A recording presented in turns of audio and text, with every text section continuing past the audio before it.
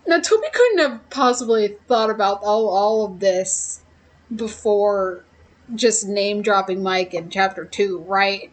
I feel like a lot of it has to do with the fandom's reaction to the name Mike. Because the whole cat thing, a microphone, and then a cowboy, like, yeah. Goodness gracious. You don't really like looking at this sort of thing.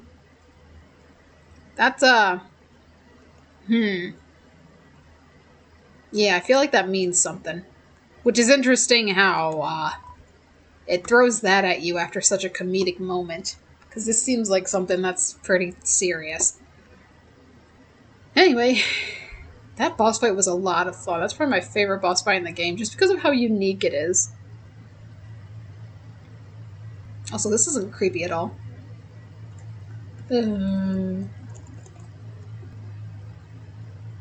Mike?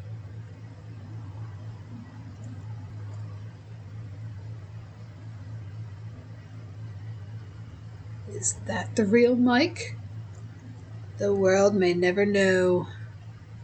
Anyways, that's not the end of that. There is something I definitely want to do, because it's something that I freaked out about when I first saw somebody do it. Oof. Yeah, changes.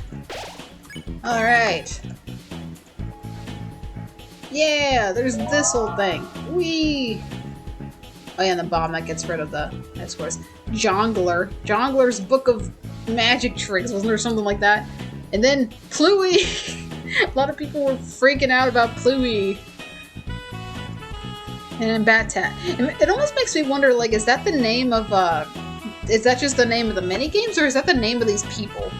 Like, Bat-Tat is is this dude. This dude's name is Jongler, and then this dude's name is Pluie. It could be a way to tell them apart, rather than just saying Mike, Cowboy Mike, and Cat Mike. But anyway, yeah, hold on. Yike! What's up? It's me, the real Mike. Why? A few minutes out of this room, and we all decided we couldn't take it! There can't be no Mike, and there can't be more than one Mike. So which one of us is the real one? That's where you come in, see? See, the real Mike would be the strongest, right? So each of us is ready to fight you again, minigame style. The one who you get the most points against has to be the real Mike. And then there's like different dialogue depending on who has the current high score. I don't know that I really want to do all these minigames. I just know there's one certain minigame I want to do to get certain dialogue. Hey boss, talk to the little guys. I don't know what's up. Just dancing. Love Cat Mike. But anyway, I want to do... Okay, hold on. I want to do this minigame. Okay, Jongler. Pin Mike to play, press quit to Chris. Yeah. Press pet to Chris to quit. I cannot speak. Huh, you can just turn the music off. But why would I want to do that? Pet Mike to play. I don't remember how to do this. We toss the cats! Toss.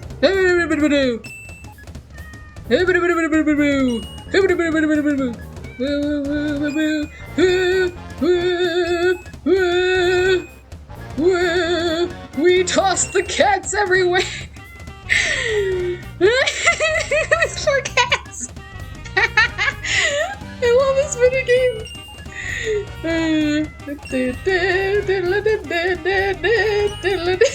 Just flinging them! Why is this so funny to me?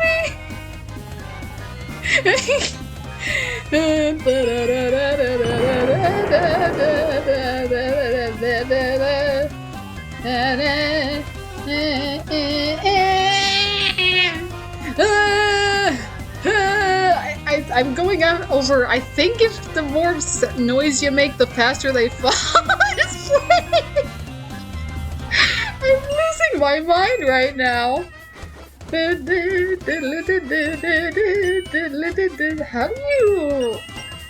Oh my goodness! I just keep going. Whee! Fly, my pretties, fly! Oh, this is hurting my hand. Okay, there was a time limit. I just realized that at the last second. That was not bad. Anyway, Quit. So I think that counts. Let me talk to him. Who's Mike? What? Cowboy hat Mike has the highest score? What's wrong with you? Making people think Mike is a cowboy. I'll make you pay. I've got connections. I've got friends on the inside. I'm counting that, by the way. I'm going back to my bingo sheet and I'm marking down friend inside me because that it doesn't matter that friend inside me was not confirmed to be true. The fact that Toby acknowledged it, I count that. And yes, I did that just so I could get that dialogue and do the bingo sheet thing. Though that friend is just that cowboy guy over there. He's the friend inside me. It's so great. Anyway, I don't really know that I want to do the other minigames. That was really the only one I wanted to do. So, yeah, if you want to see somebody do those minigames, you could always look it up on YouTube. But anyway, that's all I wanted to do involving Mike. That's so much fun. Oh yeah, something I almost forgot was, yeah, talking to Sean because I actually beat the night. I know what you're gonna say. Now, there's no shame in it. You fought the knight, didn't you? Well, we all know there's no winning there. What? You got the shadow crystal? I see, so you were able to recover the shadow mantle. That's odd. Chris, where did you find it? Well, you see, there was a random dude, maybe you know him by the name of John Mantle, and then he just happened to have it, and I have no idea. Well, never mind that. You got the crystal. That's all that matters. Now you've got 3. Only 2 more. 2 more. Okay. So, Chapter 5 and Chapter 6, it seems like then. Wait, no. I'm on Chapter 4 and you get a shadow crystal in Chapter 4. So, Chapter 5 or Chapter 6. But most likely Chapter 5 you get the last shadow crystal then? Only 2 more and we should have enough to make something I think you'll quite enjoy. Now, good luck, and I'll be taking that shadow crystal. Okay, so, well, he says 2 more and then we'll be able to create something. That could mean that there's only 2 shadow crystals left in the game overall. Or that could just mean like, oh, there's more shadow crystals, you just need 2 more before we get, or you just need 2 more to create that one item. But yeah, very interesting. Oh, I can't forget this because I threw a huge tantrum when this guy didn't give me the spin cake. Life knows only one thing and it's disgusting. I mean delicious. Turns out it was a mistake that he didn't give you the spin cake before, so Toby fixed that. And thank goodness, because otherwise, yeah, it was just... So I had every right to freak out when that didn't happen. We have the spin cake, everybody. Heck yeah. If only I had that during my time of need with Jackenstein. Okay, this I didn't really pay much attention to, but I am now. The back door is blocked. You can only see through the basement window. A corkboard is covered with tons of papers, and documents litter the floor. So the corkboard with a ton of papers. It reminds me of the thing we saw in the mic room, where it says, you don't really like looking at this sort of thing. I feel like it's because it reminds Chris of this. Whatever Asgore's getting himself into, with the corkboard and papers and documents. It's, yeah, and then there's something else involving Asgore later that is just like, dang, there's something is going on with Asgore. And I feel like it has to do with whatever made him get kicked off the police force, and that probably has to do with deaths and everything, and Asgore is he just can't let the past go. He just can't. He just constantly trying to make things the way they were. French fry, ooh, on the freaking ground. Am I gonna eat it? No, it's old and brown. Don't make me repeat myself. It's so freaking random, like what the heck, Susie? I want to know what's up with Onion Sand, too. Whether he's gonna show up in future chapters, or if, like, nope, after chapter 2, he's just freaking dead. Or not dead, but just gone. Like your weird friend is busy today. Let's go already. Yeah. And then he shows up there. I remember I first saw him in the rain, which made it a lot spookier. But does he say the same thing? Don't wait, especially the don't. Wait, don't. Yeah, it's a lot more spooky when it's raining. A lot more spooky when it was raining outside, and that was just after I met Carol and everything, and already freaked out and scared of Chris. That was like perfect timing when discovering that. Oh yeah, I completely forgot about this. It's Noelle's homework desk. He took a pencil out of habit, and one thing I didn't realize was how it actually gives you a new weapon in the Dark World, and I never noticed that because I forgot I even took a pencil to begin with. So yeah, I got a holiday pencil. I don't know what kind of weapon. Well, not like it's gonna be much better than the frickin' black shard that I currently have, but still, it's interesting. That's the candy cane pencil. Do not eat. You hear that, Susie? It's a couch for watching the TV, or for traumatizing Noelle in the Snowgrave route. Yeah, let's not go there. Alright. You know what we must do? You, me, festival. So, my immediate instinct was to go with Birdly last time. Now we're gonna sing the wrong number song. Oh, it's the wrong number song. Chris, you scoundrel! Eavesdropping on my sweet cartilaginous inner thoughts. Go ahead and taunt Chris. I'm the one Noelle and Susie are falling like dominoes for. And you know what dominoes means, Chris? You're next. Is that a threat, Birdly? Is that a threat? I'm scared. I swear though, I cannot wait until chapter 5 and assuming the festival's happening on chapter 5, I cannot wait to see what's gonna happen with Birdly at the festival. My goodness.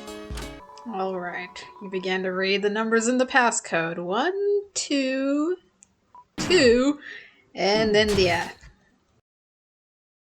And of course, we're gonna assume it was 1225 since that's the magic number relating to deaths and everything. One thing I just want to know is, why is the code to the shelter in Dess's guitar in the first place? Like, did Carol put it there because it's just like, oh, nobody's gonna go in here anyway. Nobody's gonna look in there. Or did Dess just happen to have the code? Like, without anyone's knowledge, or... I don't know. Alright, and so... now it's time to journey through the vents, because there are some things that I've missed, and I don't exactly know where to go.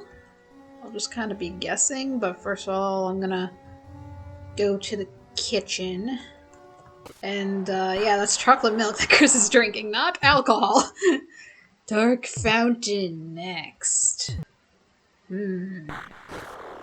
Susie must not get guitar. Which is weird, because it's just like, why do you think she would be in Dessa's room to get the guitar anyway? Need soul. That's me!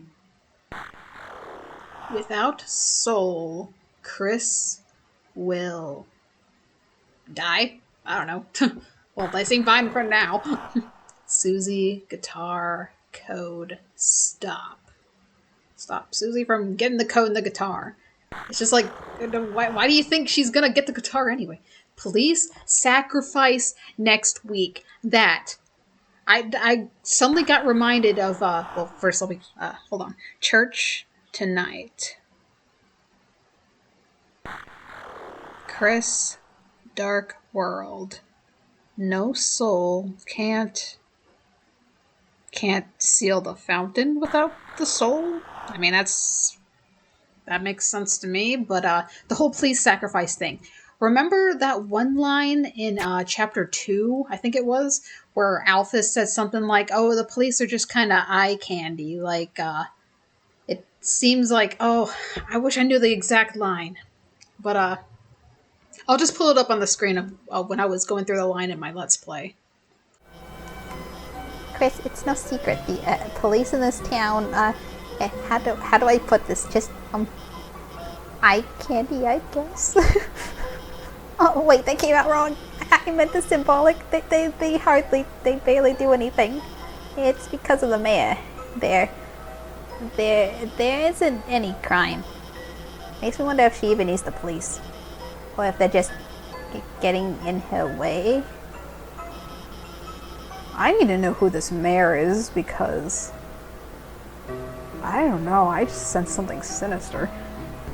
Yeah, it just seems like the police are in Carol's way or whatever, so hence she's going to sacrifice them, or at least sacrifice Undyne. You touch Napstablook, I'm going to freaking murder you. But anyway, yeah, Katana. Yeah, if you go too close, yeah, Chris does not look happy. It really does seem like they don't want to go through with this plan. Go turn on the sink, take a nice bath. Gets me every time. But yeah, like, I was terrified of Chris, and I still am kind of scared of Chris, but at the same time, you can't help but feel really bad for them, because it's like, it's obvious they don't want to do whatever it is that Carol wants them to do. At least that's what I assume. But yeah, it's just crazy stuff, man. Crazy stuff. We're gonna keep going to the right, and then we're gonna... Oh, wait. Hold on. I want to see this first.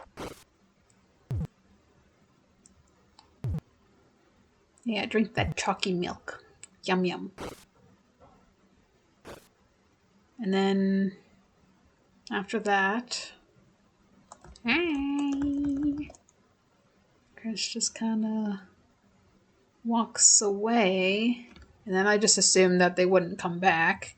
But... And they don't come back, but...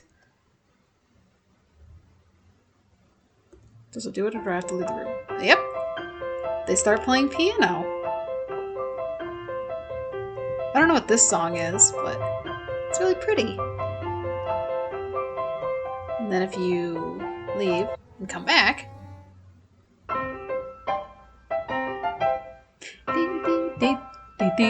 They start playing various songs from previous chapters and stuff. Like this was in chapter 3. That's a short song. And...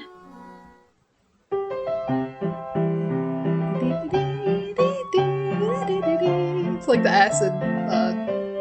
acid tunnel of love, aka thrash machine, aka Lancer's theme, in a way. It's pronounced rules. This is really good at piano. Dang, I wish I was that good.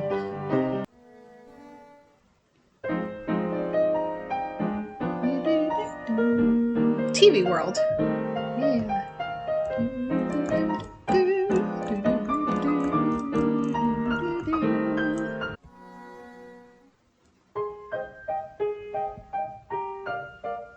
I don't know what this one is. That's really pretty.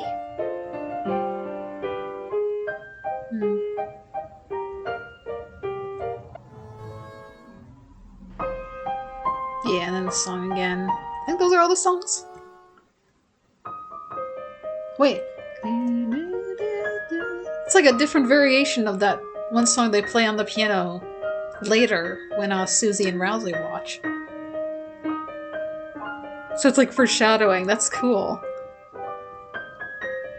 I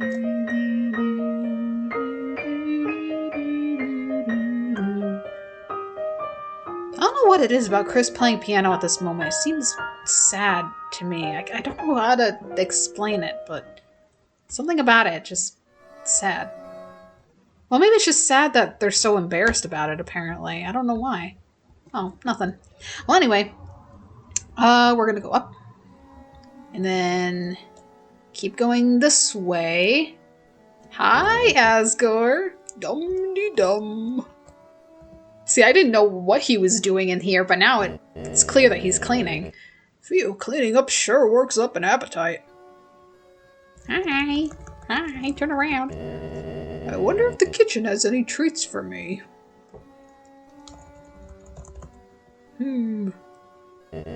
No, not now. I can't afford to take a break.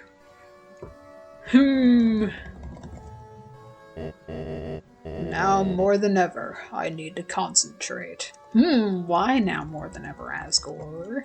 Something suspicious. To settle this once and for all. Yeah, what you up to, buddy? I've got to go look again. Look at what? Suspicious. Anyway, we're gonna go... Yeah, we're not... Wait. That's not the... We go down?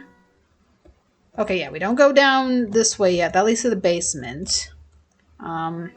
Instead, we're gonna go this way, and then we're gonna go up to the parents' room, because then there's more interesting stuff.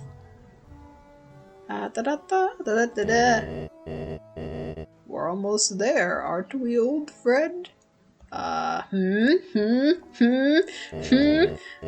This time for sure, Tori will finally see. See what? See what really happened. What really happened to us? That I just wanted to protect everyone. What did you do, Asgore? What did you do? And this time she'll have to believe me. Will she? What? Believe what? They all will. Yeah, this is, yeah. Then. We'll all be a happy family again, won't we? Asgore, you need to let go of the past.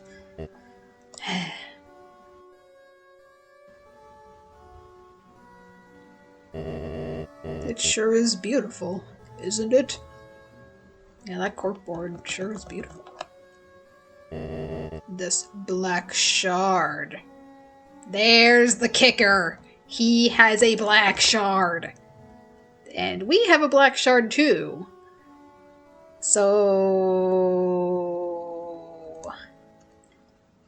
It's either part of the Knight's Sword?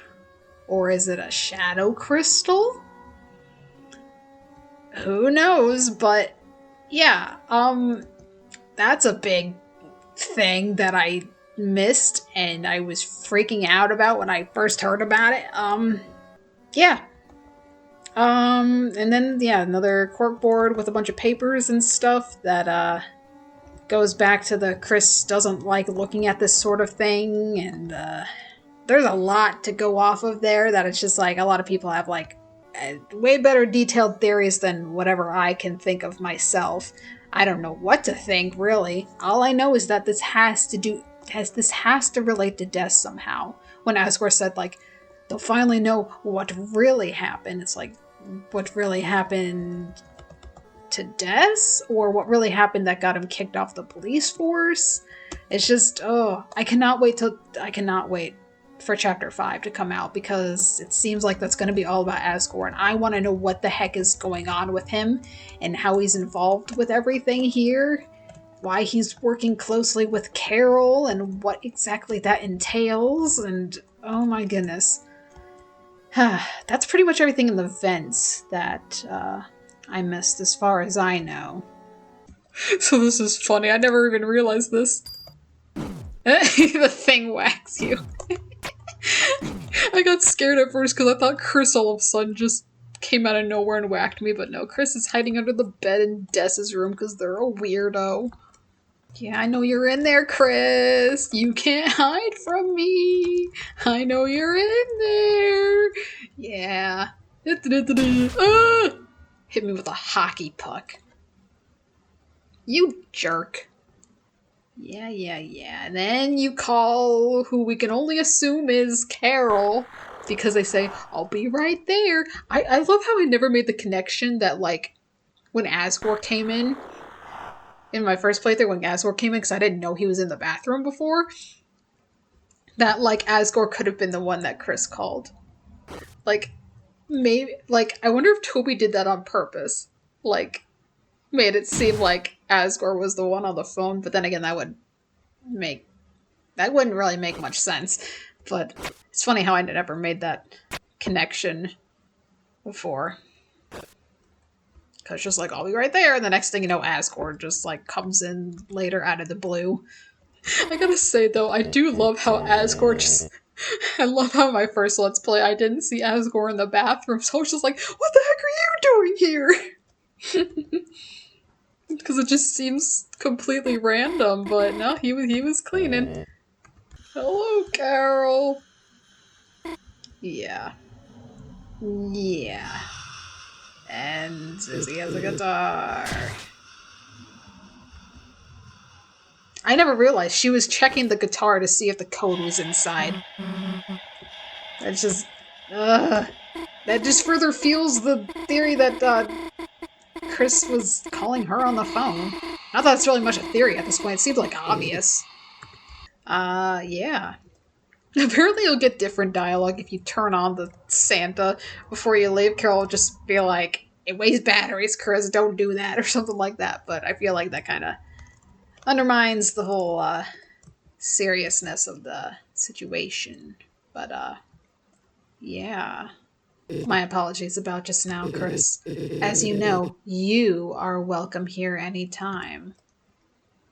Thank you for letting me know. Goodbye, creepy lady. There, don't worry too hard about things. Carol's lovely once you get to know her, yeah. I wonder if Carol will ever become a likable character. Like the type of character that like you hate at first, but then like you can't help but feel sorry for, or whatever. Kind of like with Susie, like, you know, she was the big bad bully, and I really didn't like her at first, but now she's my favorite character. Not that Carol's gonna be my favorite character or favorite character material, but I don't know. Maybe there is. Maybe she will have a moment later that makes me like her a lot more, or whatever. I'm interested to see what future chapters will hold. Never gets old. Did you need something, Chris? Yes, I need you to tell me all your secrets. I can't wait until chapter 5. Goodness gracious, man. Nothing. Have a good one, Chris.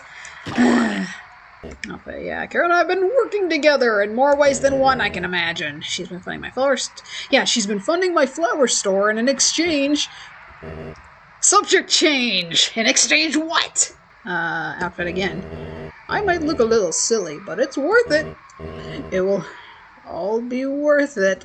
Goodness gracious, it's so freaking cryptic. Are you okay? Better than ever with the festival tomorrow. I'm expecting record sales from my flowers. If I have extra cash, I'll be back on my feet and ready to serve my own snack platter for you and Dazzy. There might even be some leftovers for your mother, who you need to leave alone, mister. Goodness gracious. Yeah, I'm mad at myself that I didn't do these dialogue options twice, because there's some interesting stuff. Pay me no mind, Chris. Go on. Your studies come first. The festival's tomorrow, so I've got plenty to do. I'm sure you do. Oh, goodness gracious. Yeah, I didn't listen to your dad, but I saw it. I saw it in the guitar.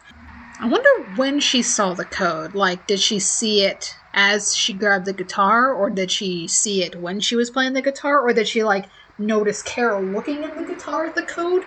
Like, it's still gonna bother me so much about the tire thing. Like, is that ever gonna get brought up again? Because tutorial, that has to be a big deal. I mean, she freaking called the police about it. And then, like, nothing ever got resolved out of that because, you know, Undyne's gone now. Like, does Toriel even know that Undyne showed up to begin with because she was asleep the entire time? It would have been interesting if Napstablook had mentioned something to us, like, it's interesting how Undyne was called over to your house and then all of a sudden she's just gone now. Like, I don't know. I feel like that tire thing has to be brought up again in the future. Wait, what? Was that different dialogue? Oh, I'd have to replay that. I thought... Was it still the French fry? Ooh, on the frickin' ground. I thought I saw something about, like, soggy or something. Dang it. Oh, well, I'll have to replay that when I look back on the recording. Wait! Oh, shoot! Hold on. Okay, sorry about that. I missed something. Looks like the diner is full. A customer in the back notices you. He holds up a takeout box and taps it happily. That may seem random, but that only happens if you get the egg in Chapter 3. Which is similar to if you get the egg in Chapter 1, then in Chapter 2, the whole traffic jam thing, you go up to a car and it says, "There's a man inside this car. He waves at you happily." It's supposed to be like that's the same man that's behind the tree that gives you the egg. So that makes me think like the man that's behind the tree, he's a lightner, and he's a dude that's in the light world, but he happens to be in the dark world to give you the egg. Is that the same guy? I don't know. It has to mean something. I totally forgot about that. It's a good thing I looked. Oh yeah, the door is locked, and that's when, yeah, we can go to the church. But little do we know, Toriel is in here. Mom, I know you're in there. I know you're in there too, Sans. I'll deal with you later. Seriously though, but imagine waking up like in Chapter 5 and Sans is still at her house. That would be crazy. Oh yeah, this was after Susie was just like, oh, if we just wait here long enough, then the night will surely come back out, right? But she's like, but my mom could be in there. Dang it, you're right. If we spend all day waiting around, we have no idea what they might do to her. Alright, Chris, let's go. The details, we'll figure them out later. Come on. And little do we know my mom's not even in there, and nobody's in there. Alright. I want to see if I can get to the top of this, because something interesting happens. Might take a couple attempts, but that's okay. You! Oh. Yeah. Dang it. Chris, don't waste any time on me. I'll heal myself. This is our chance to get him. Go. Alright, let's see what happens.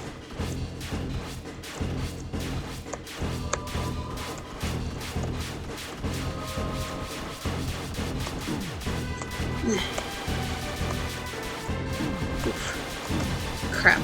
Crap, this is not going well. Ah, dang it! Oh, I have to hold up. Shoot, I thought you could just... shoot.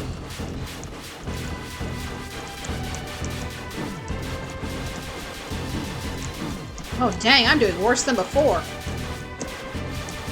Dang it! Okay, I don't know how many attempts I'll do at this, because eventually I feel like it'll just reach a point where it gets kind of monotonous, and then I can just show off, like, from YouTube or something. Yeah. Dang it. Dang it. Dang it! Yeah, honestly, I don't know. It's really worth it. I'll just show off, like, from a YouTube clip or something what happens. Because it's genuinely interesting.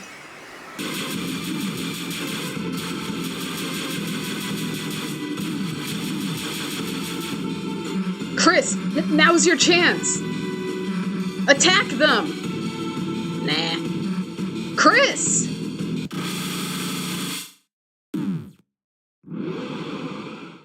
Yeah, Susie, can you move out of the way?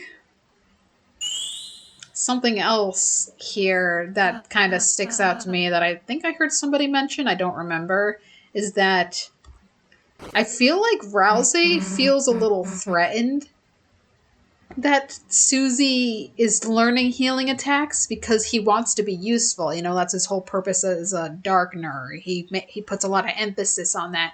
And he feels like with Susie's healing that he'll become obsolete or something. And so, I don't know, maybe that has to do with why he kind of pushed her out of the way there a bit or whatever. Not that he was trying to be mean, because that's just not how Rousey is. He's like the nicest person ever. But, yeah. Like, he kind of, it just seems like he kind of, like, acted a little bit harsh to Susie. Or kind of put her down in a way, and that's what made her feel so depressed later. Yeah, we're gonna pose. Sure. Anyway, let's go. Yeah, whatever, man. This song. I'd have to say, out of all the tracks in Chapter 4, Dark Sanctuary has to be my favorite track. It's such a beautiful track. And I noticed how those things only pop up when, like, the choir part is, like... Yeah, when the choir part of the song is there. Otherwise, they're just, like, gone entirely. But, dang, this song is so beautiful. I love it so much. Alright, now that I'm in a battle, the one thing I really want to do, that I was doing in Chapter 3, is I want to keep using Susie's healing again, since it gets better the more you use it. I never knew that before, but now that I know that, I want to try to make it the best that it can be. Wait a minute. Can't use... Huh. I wonder if that's only after the Jackenstein fight then, when Susie regains her confidence. Dang, can we like not use it because she doesn't feel confident because Rousey kind of... I don't want to blame Rousey entirely, but Rousey kind of made her feel a little bit bad about her healing. That's actually really interesting story-wise that we can't use it yet. I'm gonna assume we can't use it then until after Jackenstein then, when she regains her confidence. That's really interesting. Oh my gosh, here we are. Hi, Gerson. Don't let me slow you down. Yeah. The old man's existence made you imagine Rousey with a beard. Why Rousey? I don't know. You're filled with the power of conceptual bearded Rousey. Oops. Yep. Gerson's my new favorite character. Oh, he's the greatest. I love him. Did you need something? I said all good, but it's like, speed it up. Hey, if we're gonna have to watch you, can you walk any faster? Of course, Misc. You know what? You guys handle the old man. I'm gone. I should go follow her. Okay. Gee, guess I better catch up too. Zoom! I love him so much. See, the reason I was like so torn between whether it was really I was about to say Gaster. What is wrong with me? The reason why I was so torn between whether it was really Gerson or not is because his laugh is different than in Undertale. Because Undertale, he kept saying wah ha ha, whereas in this it was more like yeah ha ha or something like that. And that's what really threw me off, which is why I flipped out when he was in his study and he actually went wah ha ha, and I'm like, okay, that's 100% Gerson. But anyway, probably my favorite part of the game right here. I see. Will you get that fun? Old man. I'm old. He's the greatest. I love him. Do that. You used old man. I'm moonwalking. Ha-cha-cha. How's it going, you winning kids? Not now, old man. We're in the middle of this. I was about to... Dang it, you made me forget. Yes, I know what to do. Now you go easy on them. You hear they're still learning. Bye. Hi there, kids. I got a mighty hankering to read a book, but I just can't reach. Damn it, old man. What's this look like, a library? Hey, if I don't get to skip the puzzle, you don't either. Yeah, fair enough. Hey, what gives? Oops, a daisy darn my clumsiness. Dang it, you broke it again, didn't you? Well, we were following that prophecy so closely, I couldn't quite see where I was going. Yeah, that has a lot more meaning to it than I thought. Hey guys, there's another way here. Out of the way, old man. Susie, don't run ahead so fast. Got something to say to me? Yes, he broke it on purpose. Ah, me? Why do you suppose I would do that? I said to annoy Susie because I genuinely thought he was just messing with her. But no, he doesn't like prophecies. Well now, a fairy tale's a pretty little thing. Ain't it nice to believe a glimmer here and there? I just think those words shine a bit too bright. A path so blue it's all you can see. So I say, why don't we go between the lines? It's darker there. Yeah, I love it because he's showing us like prophecy's not all there is. Like, you can go between the lines, you can break it. You can go your own path, hence why Susie's like, hey, there's another way here. Like, we don't have to keep following the path. Here's another way. Like, oh, goodness gracious. Left here. Oh, it was left here.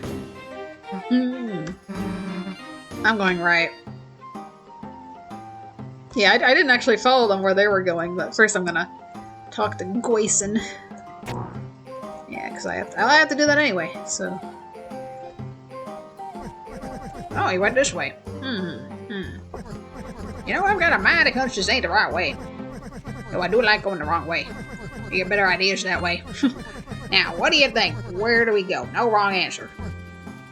If you go further left, you'll see a chest, and it makes you think like, ooh, there's something special in here, but then it ended up being nothing. And then Gerson mentions like, well, you got a little exercise out of it, and so then your HP is permanently increased by 1. I don't think it's really worth it. I did back down in my Let's Play because I thought I missed something. I don't know what nowhere would do. Although that makes me think of the egg in Chapter 3, although that's unrelated. I'll just say Susie, because I was going to go the way of where Susie went anyway. You're a good pal, ain't you? Keeping an eye on your friend. You helping her stay out of trouble? And increase the amount of trouble. We're both gremlins here. Now there's some confidence. Everyone makes trouble when they're young. It's more alarming to me if someone doesn't. You three must have some terrific adventures. Got that right. Anyway, I'm going to go over here. Candy!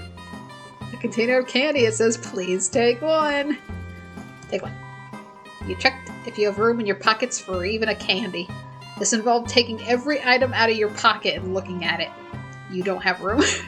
Also, you look like a nerd. I don't remember that. I mean, I don't have anything. I can't put it in my storage.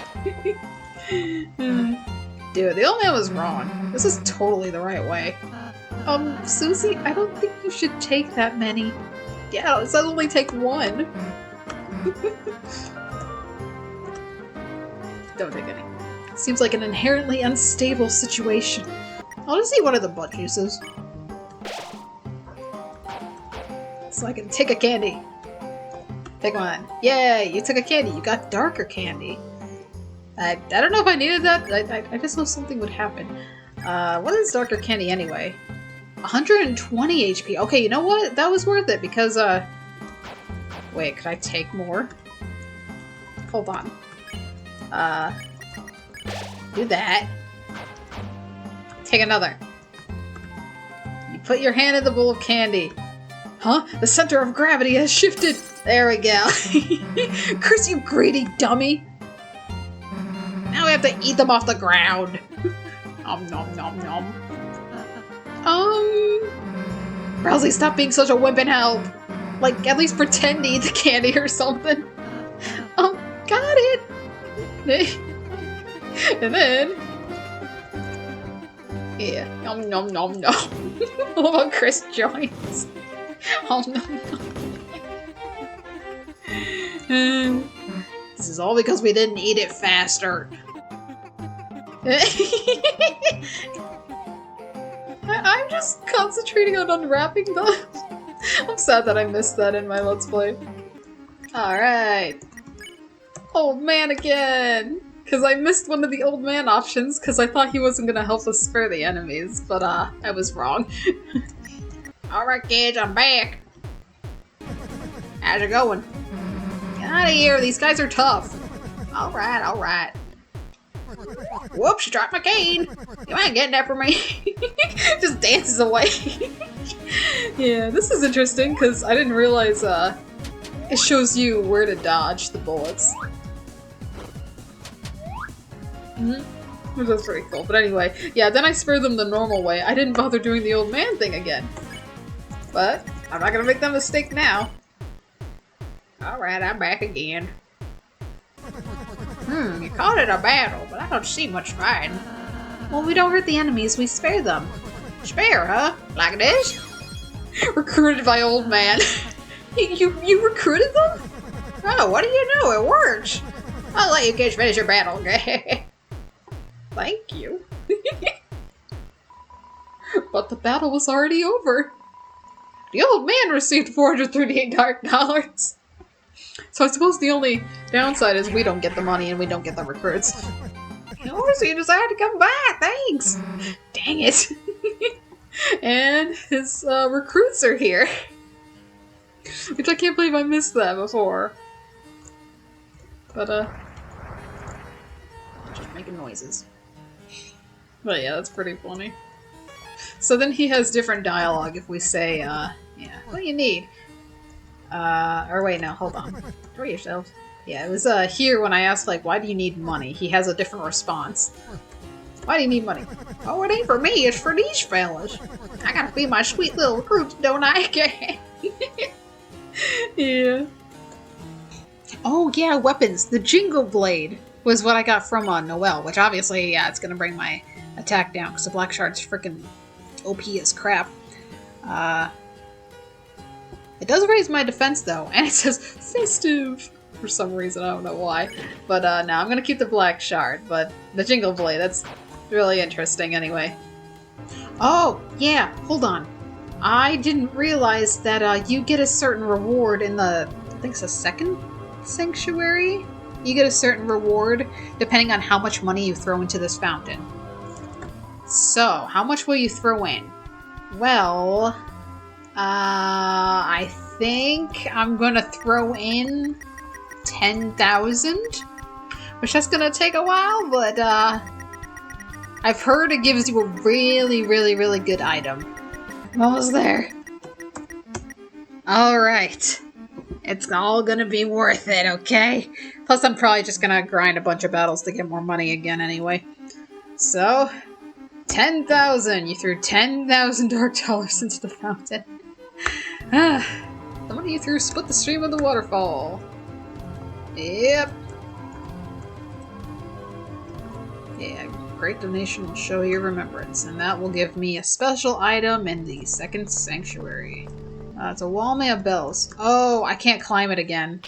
I mean, I can't climb it yet, because, I need to fight Jackenstein. Which, you better believe I'm gonna record that entire fight, because I need to redeem myself. Oh yeah, he said like, do you want any help on solving this puzzle? And then I didn't want to be rude, but it's kind of funny if you say, park your butt, mister. Okay. I didn't remove the cushion this time, that way he actually has a comfy spot to sit. I think I'm parked. Parallel park. As far as I know, I'm within the lines. Yeah, you know I'm not messing with that puzzle. I probably wouldn't be able to help anyway. I don't have a great track record with pianos. I love how that's foreshadowing too. I wonder if I could take that cushion now, or if I can't take it now that he's sitting on it. But, either way, it doesn't really matter. Alright. Now, who's ready for round 2? With Jackenstein, I know I am. Oh yeah, I missed recording that, but Susie was just like, here, let me, was about to heal everybody, but then Rousey quickly piped up and went like, oh, I'll do it. Everyone feeling better? Like, man, like, I get it, Rousey. You feel like if Susie's gonna be the healer, then you're obsolete. But she's like, you don't need to make her feel like crap, dude. Like, Very well. If you come closer to this place, then you may find the dark has come to you.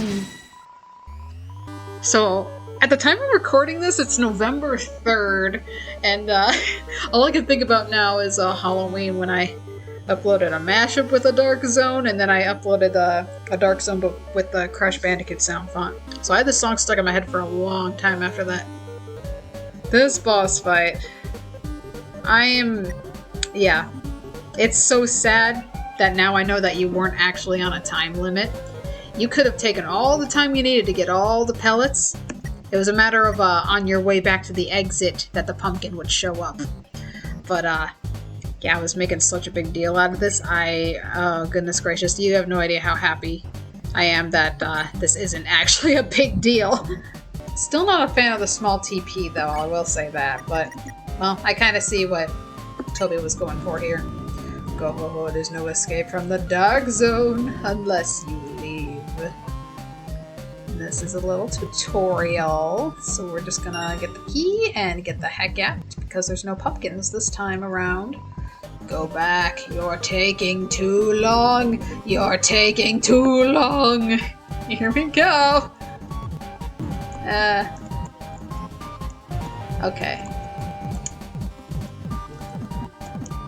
Yeah, you can take as long as you need to getting up to the key. It's heading back when the pumpkin chases you.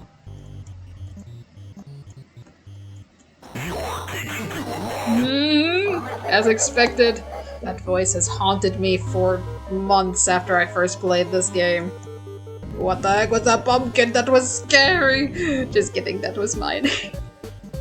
Yeah, I think Jackenstein's such a funny dude. I, like, couldn't stand him after this, and, like... But, it's hard to hate him, honestly, like... He's such a goofy guy. He tries so hard to be scary, but he's just so goofy and funny. Yeah. This music's so freaking catchy. Yeah, if I had to pick a favorite song, my favorite song of Chapter 4, I have a couple of them, but this is definitely up there as one of my favorites. I know. Atmosphere feel tense, you can use Unleash! Oh, that's right! I have a TP thing! But part of me actually doesn't feel like using that. I want this to be a proper rematch. No cheating. So instead, I'm gonna do this battle the normal way, and then every time after that when I decide to play this game, then I'll use my TP item. But in this case, I want a proper rematch, which means I'm not gonna cheat doing that. You dare bring lights to my lair? Ha ha, in this place of true dark, light has no effect on me.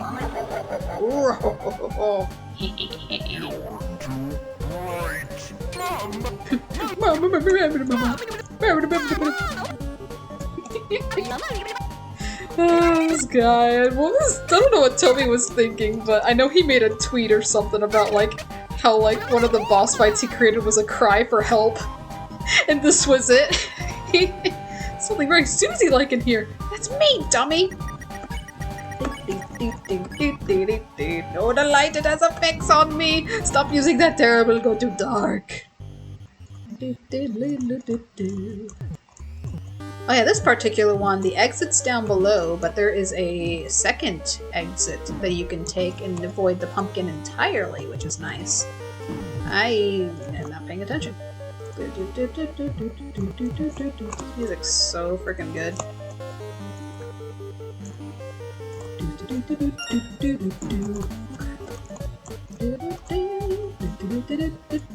Here's a bypass the pumpkin entirely.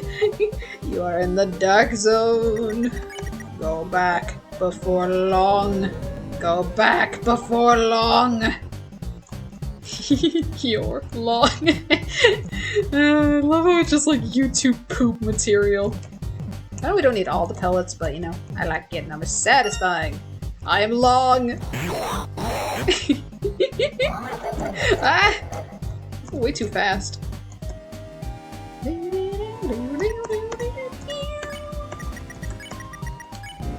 You didn't go back. Frowny face.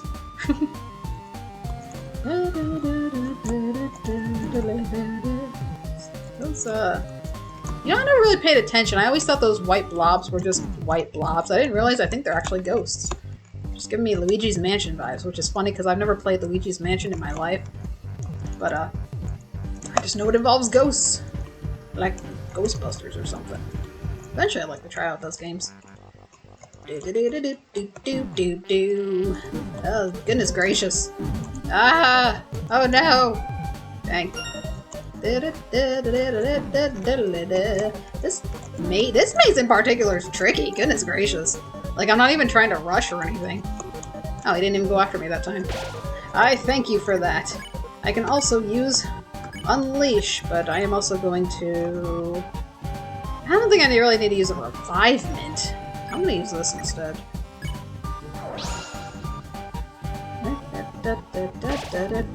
No, not the light! It burns! Do you think my own pellets would be used against me? No! This is literally a sound effect ripped from a Mario game, I think.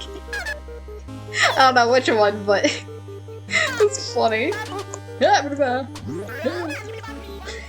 So goofy.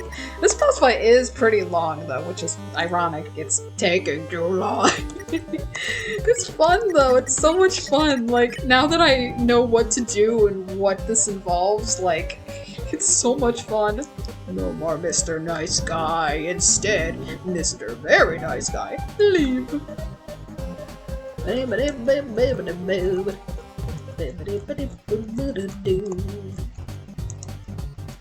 You want your pellets, please? Thank you. You have a pellet. Yeah.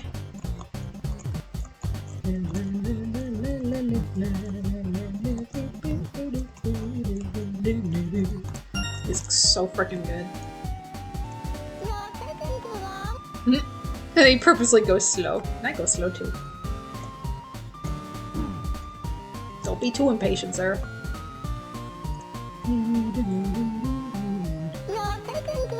It's taking too long.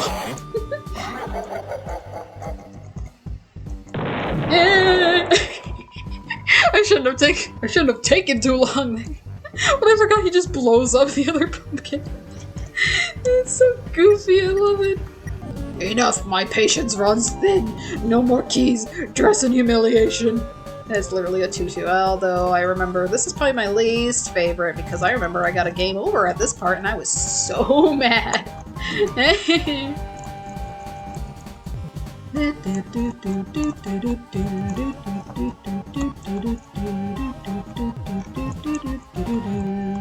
won't really worry much about the other pellets. I got my little doo-doo!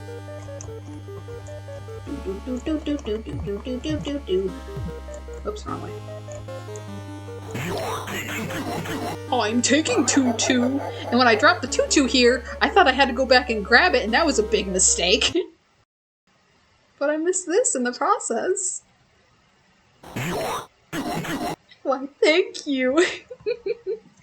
My 2-2. I can't believe I missed that. I feel bad, but at the same time, like, I thought I needed that 2-2, so I went back to grab it, and then that was terrifying. Alright. And that's the last time, I think. So, I don't know why I defended, but... No, the light! Don't bring it close to my face!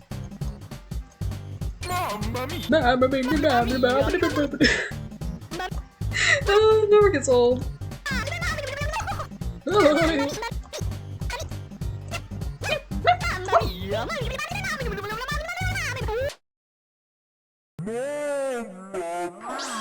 Yes, I can confirm fighting this boss the second time around, it's not bad. It is a bit time consuming, but I feel like that's the joke. The light, not the light, no! But no, Jackenstein and me, we're good now. I don't hate his guts anymore, me and him are buddies. We're good now. It's funny because I was dreading replaying this boss fight so much, but no, it's a lot of fun. I was banished to the Dark Zone, only to appear on festival night. I can't wait to see how he actually, like, looks at the festival. I can't wait to bring him into the Dark World, too, if we end up doing that, because I want to see more of Jackenstein. I love this guy now. I wear this mask because my true face scares even myself. Did you want to see it? Yes. Cover your eyes. I realize now that's supposed to be a candle. It's actually kind of cute. Actually, it's too scary. But yeah, it's funny because looking at that first, I'm like, is that a lesser dog? Is it a little dog head? What the crap? And now I realize it's a candle because you put a candle inside of a pumpkin. Lights up, so the candle's his true head. That's really funny. Young woman, thank you for the wonderful healing. Hey, it was nothing. Let me know if I can ever repay you. I live in a hole. Okay. But yeah, now in battles we can use Susie's healing again. So I'm definitely gonna use that as much as possible.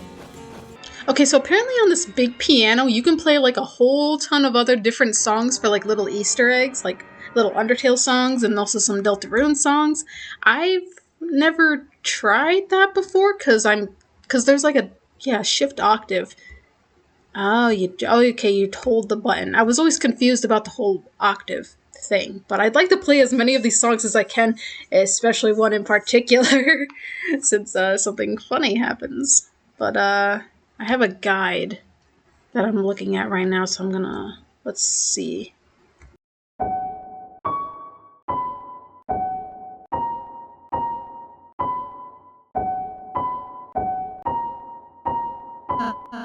Aw, what a pretty melody. It's like a lullaby. Yeah, like the little music box version. I mean, obviously I'm going to be playing these songs a bit slow, so I'm going to speed them up in editing so that way they actually sound better. So that was his theme.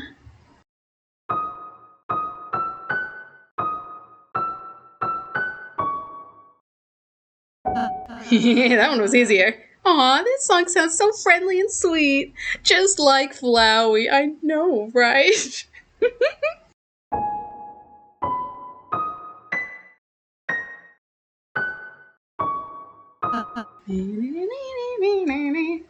Oh! Boy, you gonna serenade Rousey with that one? Because that's the one he's always singing.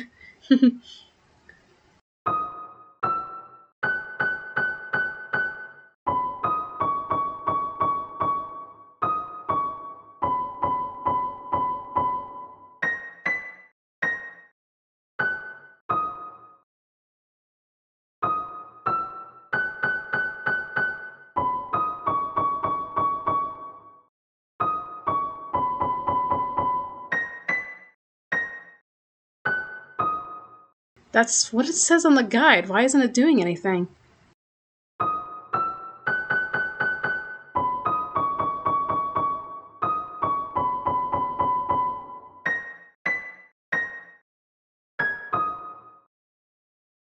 Okay, yeah, this one just doesn't work for some reason. There's no dialogue. I don't understand why.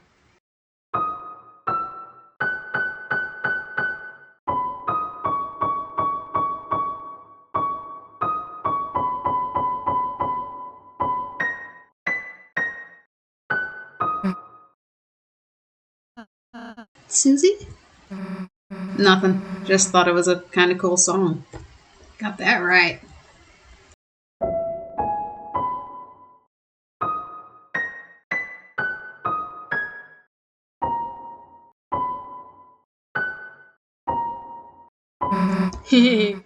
That one's kind of nice.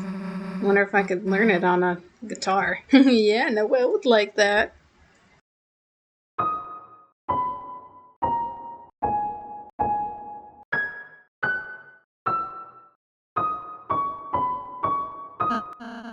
Oh, that's Mr. Rule's theme. More like theme of him getting his butt kicked. Yeah. Plus it's like, so it's canon that people can hear each other's theme songs and everything. Or maybe just whenever Rule's card shows up, he just has a speaker next to him and he just blares his theme song. That is not Spear of Justice, my good man. What? This is what it has for Spear of Justice. Wait, what? Heck yeah, that's Majestic. That does not sound like Spear of Justice. Am I the only one who thinks that does not sound like Spear of Justice? Maybe it's just me being picky. Heck yeah, that's majestic. Perhaps the old man would enjoy that one. Oh, Spear of Justice, because, I mean, not that it sounds like Spear of Justice, but I was wondering why Spear of Justice was in there to begin with, and then I realized, because the old man, Gerson, he has that motif. Okay, that's funny.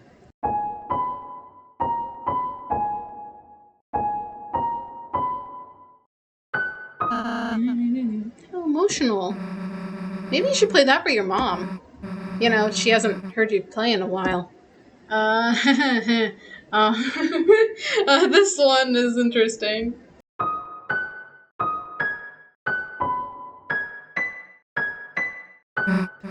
Dude, stop messing around. You've got a friend in me. The fact fact that Toby acknowledged that we would try to do that. Oh, that's funny.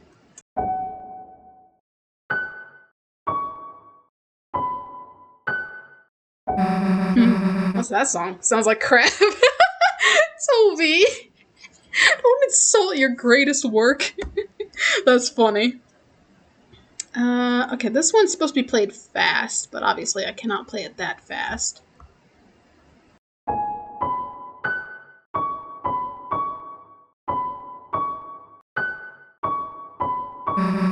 I feel like I heard that one. Eh? Yeah, that's right. Rousey was humming it earlier. Oh, was I? Sorry. I feel like that seems to imply that Rousey can hear the background music. And so he's just like, what, you can hear it too? Like the Susie, but then Susie's just like, oh, he was just humming it earlier. And Rousey's like, oh, I didn't know. I didn't realize it. Maybe. Okay, and we'll do one last one. I think there's like a couple of others, but they were just like Easter eggs for other stuff. We're gonna save the best one for last. Alright, here we go, people.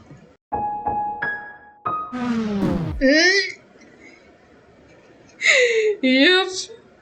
And then what happens when you do it again? It just purposely messes it up. Alright, well that was a lot of fun. That was easier than I thought. I was nervous about the whole shifting octave thing because I thought it was too confusing, but it's actually not that bad. And you could also, of course, actually play from the actual sheet music, but I am not playing all those notes. But basically there's some dialogue about like, hey, like, you did not play that as well as last time, what the heck's wrong? But yeah, I definitely wanted to show that off. Oh, this was so amazing, oh my gosh.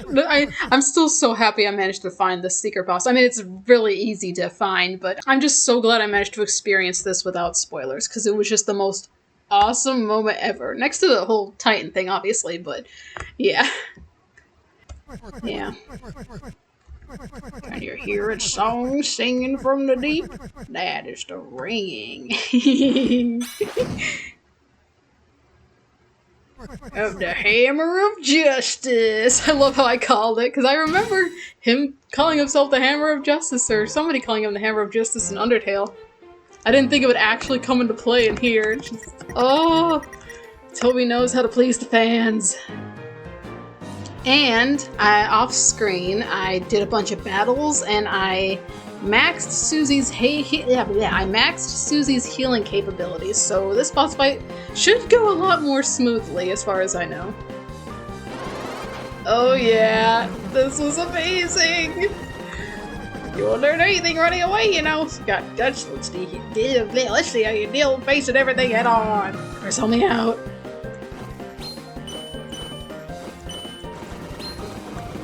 Apparently, if you hold the button down and when an arrow hits your shield or whatever, like, it gives you extra TP. That's something that in all my attempts I never noticed before, so it was interesting. As long as you're green, you can't run away! Unless you face danger head on, these bullets will do you in! I don't have to spam it, it's just...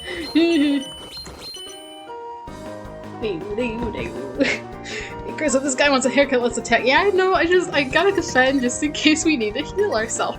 Cause, okay, heal. 80 TP. Oh, for some reason I thought it was lower than that. Oh well. Yeah, and those stars there indicates that the fight is, like, progressing, or whatever. Yes, the old tale based upon the prophecy, Lord of the Hammer. Yeah, what happens?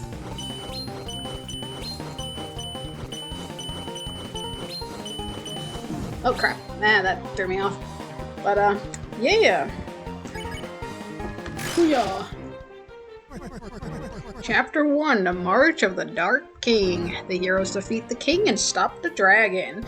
So yeah, I didn't really pay too much attention to it, but yeah, he's going over the chapters in Deltarune. So the heroes defeat the Spade King and stop the dragon, which later he says Susie is the dragon.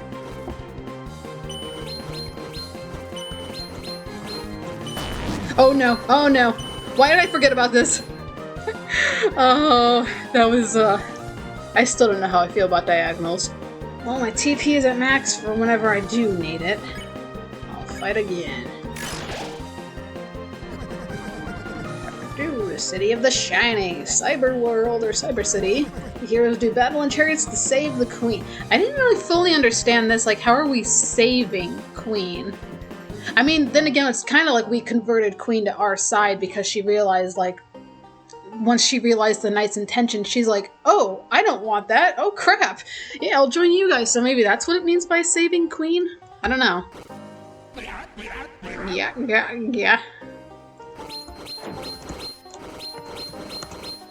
Ah! I was not paying attention to that. Well, just in case. Okay, heal. That heals 68! Yeah, that's good. Chapter 3, The Isles of Northern Light. Northern Light's one of the songs in Chapter 3. That one where... Oh, I can't remember. It's on one of the boards, I know that. The heroes travel among the islands and catch a glimpse of a lost land, which is islands like the island boards. Yeah, turn down the volume of my headphones because I cannot focus with this awesome music. I forgot about this attack. This attack! I love how, like, even, like, really good people who are really good at this game, like, also struggle with this attack. I don't really know a good way to avoid that one. Chapter 4, The Trials of the Holy Hammer. A great smith, him, gives the heroes, us, a terrible weapon, the axe. Yeah. And the hammers. This one is kind of crazy too.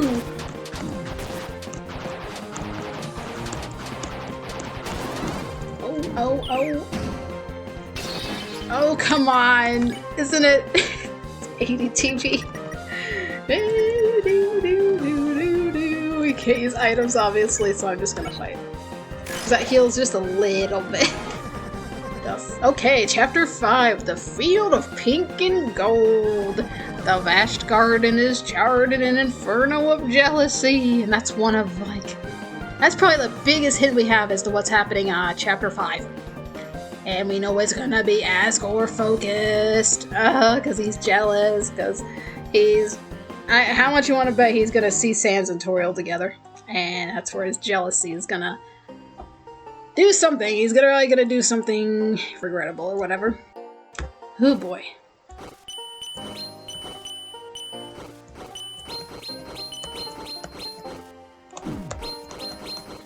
Okay, that one wasn't bad.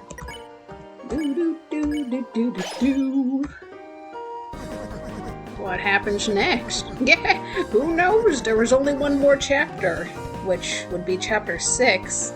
But there's 7 chapters, so after that, it all stopped.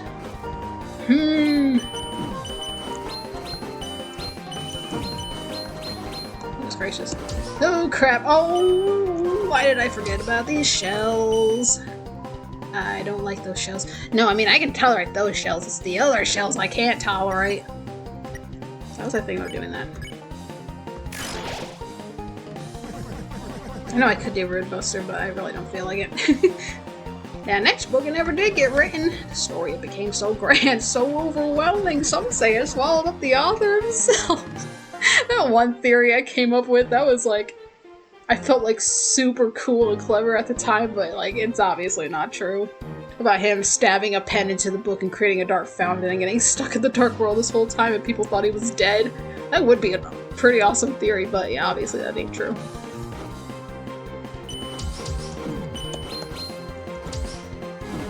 Yay, I suck at this.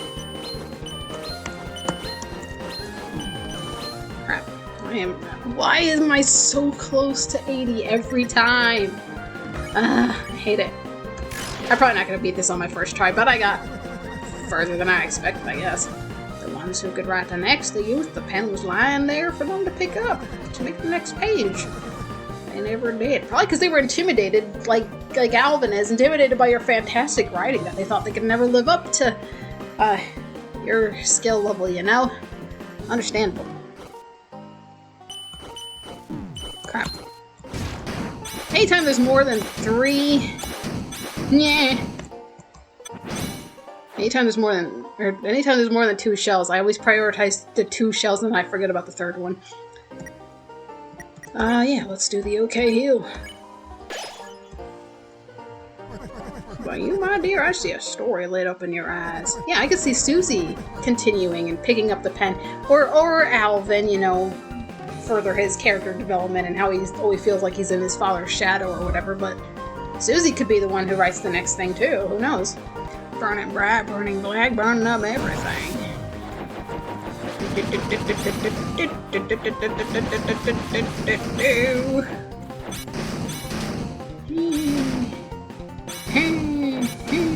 This boss fight's so much fun. I also never noticed the freedom motif until later when I was listening to the song. It's like, dang, totally thought of everything. The bell's ringing now. Seems we've reached the final round. So how do you think it all ends? No, how do you want it to end? Yeah, yourself.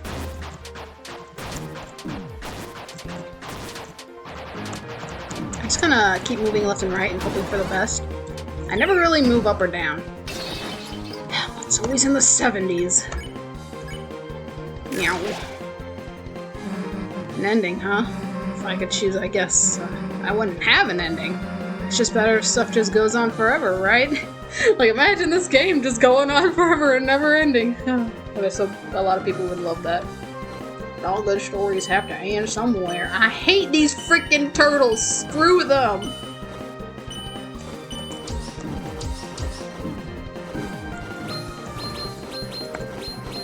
I appreciate Gerson giving me mercy when it comes to one of my HP. The lower my HP is, the less his attacks hurt me, and I appreciate that.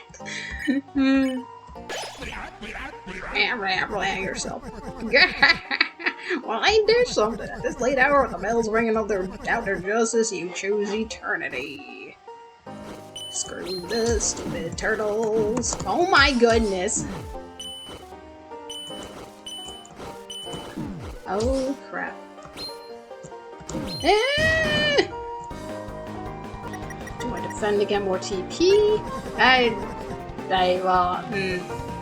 kind of forgot it was just Susie, so I'm like, should I defend? How much would I get if I defend? I'm like, wait, that's set in stone.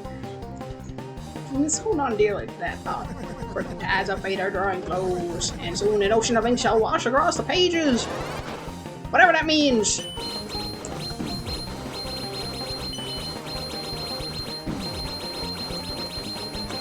Oh my goodness. Gracious. Diddly dee. But there's one thing that can override the dark. A white pen known as hope. Why do I feel like that's familiar? Unless he's the only one who's talked about a white pen known as hope. I feel like I've heard that line somewhere else, but maybe I'm just imagining things.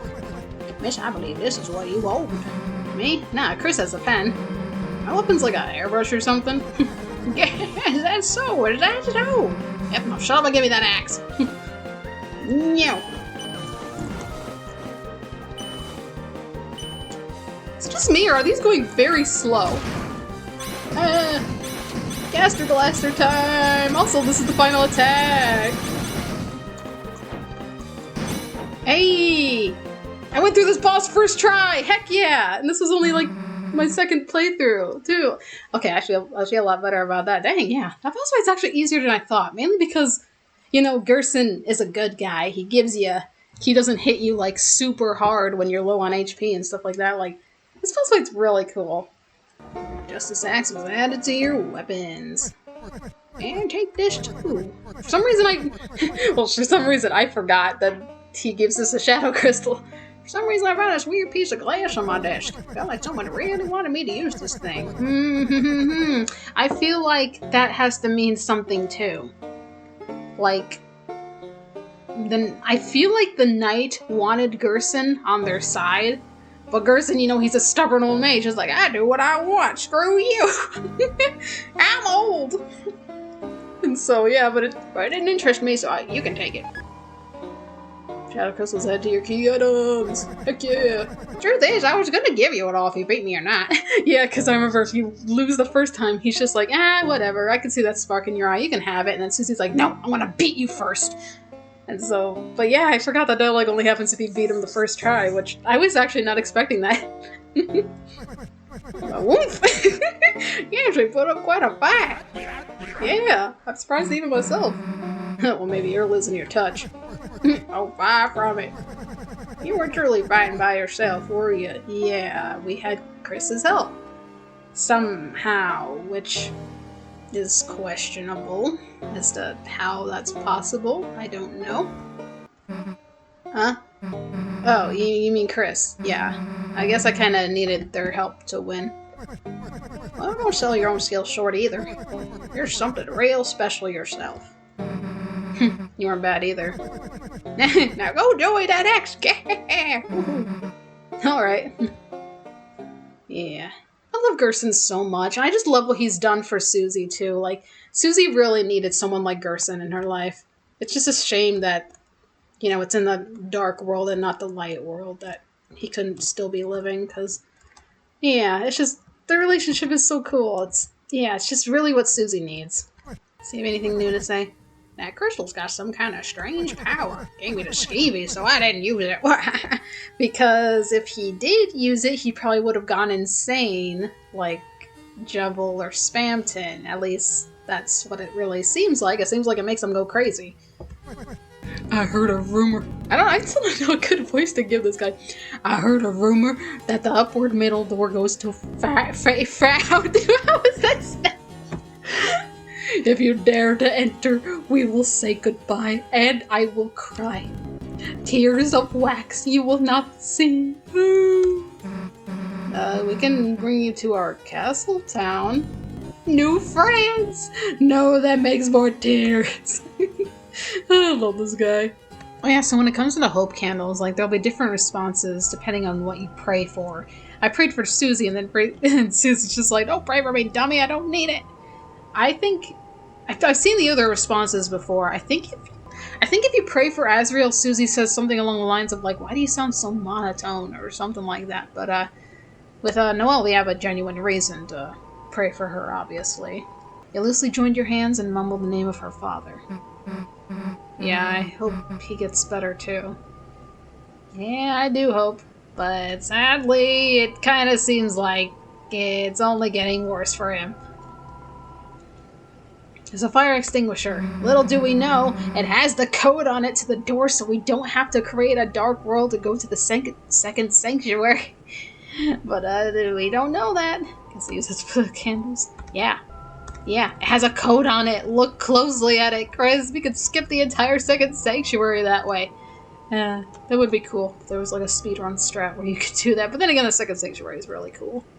Oh yeah, it's still like, a mystery as to why Alvin has that in his desk instead of it being buried, and that just makes me think even more that like he's in cahoots with the Knight or Carol or something, and like he did this on purpose so that way when the Knight opens a dark fountain inside the church, it would affect Gerson and effectively bring him back to life, and since he's a freaking powerhouse, then the Knight would try to turn him to their side, and he'd become, like an evil, powerful minion or something. But maybe I'm reaching a bit too far there, but still, it's just like Alvin had to have put this in his desk, or just put it in the church in general, and not have it buried for a reason. And I don't know, maybe it is just a sentimental thing where it's just his way of keeping his father close to him. But I think there's something sinister going on with that man. One thing I really want to know is, well, first of all, I really think this letter is sweet. But I really wonder what Alvin's reaction is going to be to this letter, assuming he reads it in like the next chapter or something. I mean, I'm also curious how he's going to react to the church sanctuary being freaking destroyed after our little battle with the Titan. But yeah, I guess we'll see. Alright, so now I'm in the second sanctuary, and there's a couple things that I missed here, namely the egg. Aha! In this chest, I didn't realize that the reward is different depending on how many coins or dollars or whatever you threw into the fountain. So because I did the max amount, which is 10,000, I mean, you could do more than 10,000, but the strongest item you get is when you put 10,000. Like, it'll always be the same after that. So, you open the treasure chest. Inside was Gold Widow. Gold Widow was added to your armors. And this one is really good from... I mean, I probably put it on Rousey maybe, but... yeah. Basically, the only downside is it reduces the money gain. However, I heard that if you have, like, the Deal Maker equipped, which gives you more money, it cancels it out. So it gives you the normal amount of money, which, you know, I will gladly accept that. Because, yeah, it brings up your attack, it brings up your defense. I might put that on Rousey when I see him, because I feel like I neglect him when it comes to armor and stuff. But, yeah, I definitely wanted to get this. So, yeah. Yeah, spider made of gold. It gathers coins into it, reducing money gain. It's obviously Muffet reference. Which, yeah, you're one of the donators. Between you and another, you reached 10,003 gold. As far as I know, the extra 3 depends on how many eggs you have. At least I think that's what I heard, and I currently have 3 eggs, right? Yeah, because chapter 1, 2, 3. How absurd. You may as well give money to a spider, yep. Take what's in the treasure box as if it is yours. Yep, I already did, buddy. But yeah, that's pretty funny. Oh yes, this. A girl with hope crossed on her heart. There's several theories going around, and yes, I've seen a couple of them. I'm not going to get too deep into it because a lot of people are way better at theorizing and putting their thoughts into words than I am. But yeah, basically, this isn't Susie. Susie thinks it's her, but there's a lot of hints that are pointing to that it's not actually Susie. In fact, it might be Noelle. Who knows? But yeah, for one thing, she doesn't have a sword. I'm not sure why there's a sword there, because only Chris has swords. So, yeah, just wanted to point out that I'm aware of that whole thing going on there. And love finds its way to the girl. That can mean a lot of things, obviously, but if that person isn't Susie and happens to be Noelle, my thought immediately goes to the Snowgrave route, so I don't know if that's connected in a way, but yeah, just my thoughts there. However, if we go to the right, we reach this. And there was actually something at the very end of the hall. I just kind of stopped and did something to where it felt like this hallway was just looping, and so I thought there was no end to it. But there is something at the very end. And then there's something involving one of these windows. But, yeah, what do you call a man with one eye? I don't know. My first thought was Gaster, but at the same time, Gerson, like, has one eye shut and one eye open, so I don't know if that means anything. Why does the angel make its cry? Who knows, man? Beats me. Who will call the girl who snows? I'm reminded of the end of the Snowgrave route with you whispered Noelle's name. I don't know. I don't know. You're scaring me, buddy. All these people are. But anyway, we just keep on going, and... Dun dun dun! It's sacred moss. It's not just any moss, people. It's sacred. Eat it. I don't know if you can eat it with other people. Either way, I'm just gonna eat it. Eat it. The moss was consumed with gusto. Heck yeah. Yum yum yum. Anyway, there is something else. So... gotta pay extra close attention to these windows. Because one of them... well, hold on. Let me go out and go back in.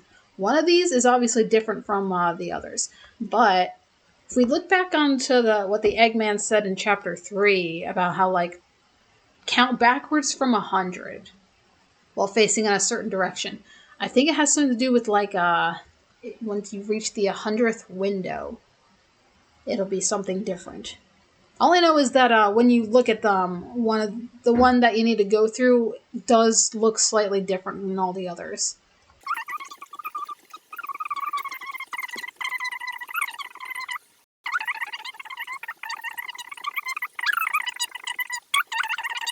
I know I don't need to keep counting. I'm just doing it to try to prove my point.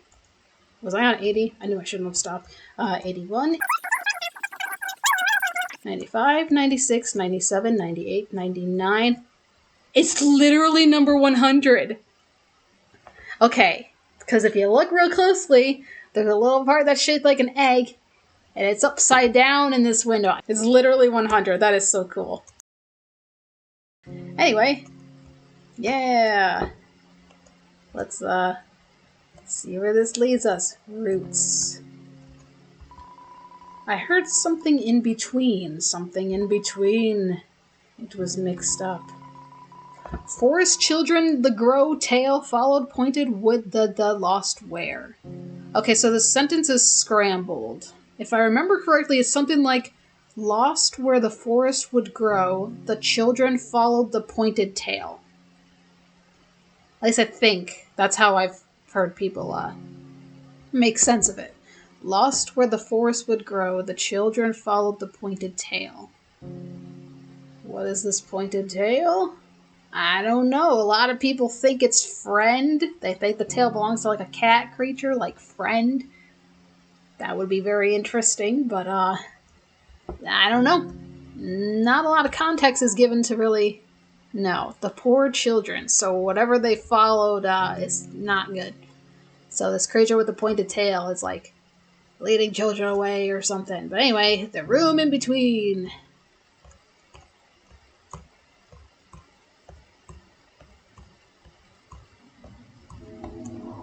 And we're here. And this is probably the creepiest egg room thing, honestly, in my opinion. Mainly because the music really unsettles me. And this is so weird because it's like we're in the game, but we're not. Chris, there you are. The patients are waiting for you. Yes, I know I'm quite small for a secretary. But knockoffs don't have the right to complain. Knockoffs. I'm behind here, okay. Okay, yeah, we are here. And obviously we go in here, and this is going to be very interesting, but, yeah, it seems to be occupied. Here's the catch. We go inside here, and then we cannot see where we're going. So this is all very interesting. What's over here? He is behind the tree. Yep, we know.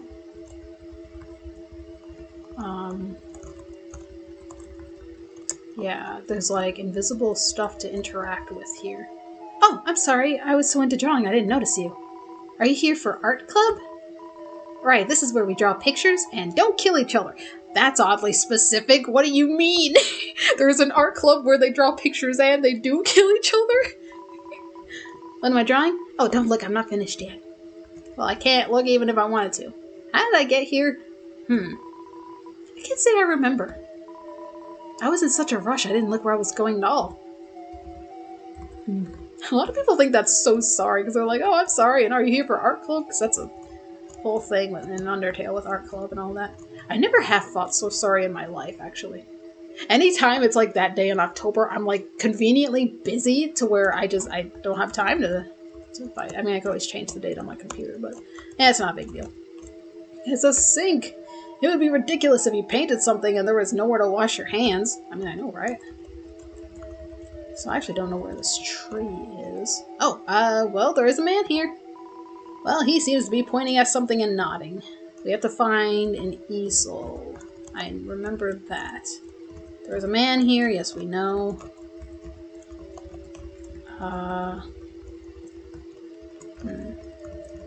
He is behind the tree. We know, I saw him. This one is very confusing. Someone seems to be making a painting of a tree. However, strangely, it seems that they haven't drawn the bark yet. I don't know why that's strange. I mean, I would kind of draw the outline of a tree first and then the bark. But that's just me.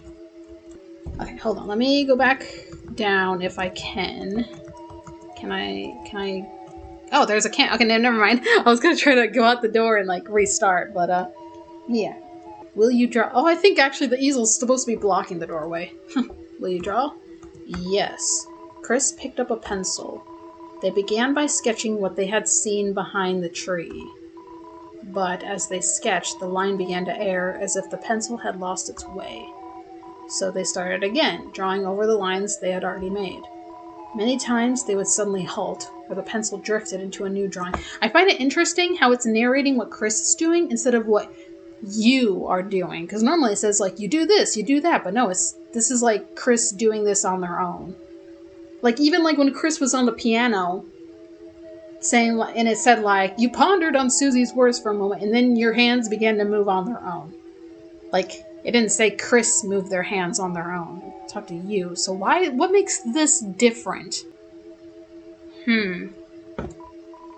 So they started over again. Through many repetitions, their movements became faster and smoother, until without looking, they had completed a sketch in a single wild line. In the end, as a result of layering the sketches on top of each other, the surface of the canvas was nothing more than a monochrome smear. I'd love to see like an animation or source of this if it doesn't already exist. Like how someone envisions this happening. Like what Chris is drawing and what makes the smears, I guess. Next, a tree was painted over it. Painted over everything, leaving nothing but a simple still life. After all, there wasn't anything to look at in the room besides a single tree. I feel like whatever's behind this tree traumatized Chris in some way, to where they're kind of burying it by placing the tree on top of it.